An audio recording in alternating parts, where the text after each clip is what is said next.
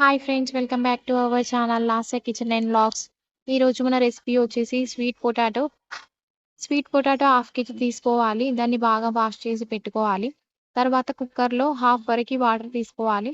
అందులో 1 table spoon salt, 1 table spoon పసుపు వేసుకొని ఈ కందగడ్డలని వేయాలి. ఈ కందగడ్డలను వేసేసి క్యాప్ పెట్టేసి స్టవ్ పైన పెట్టుకోవాలి.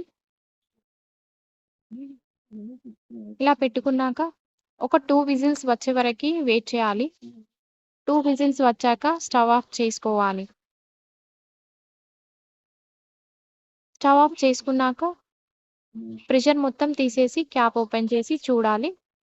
కందగడ్డ బాగా ఉడికింది.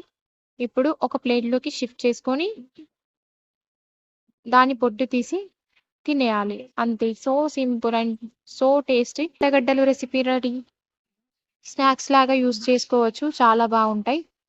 పిల్లలైతే చాలా ఇష్టంగా తింటారు. ఒకసారి ట్రై చేయండి. మన వీడియో నచ్చినట్లయితే లైక్ చేయండి. మరిన్ని వీడియోస్ కోసం మన ఛానల్ని సబ్స్క్రైబ్ చేసుకోండి. Thanks for the watching.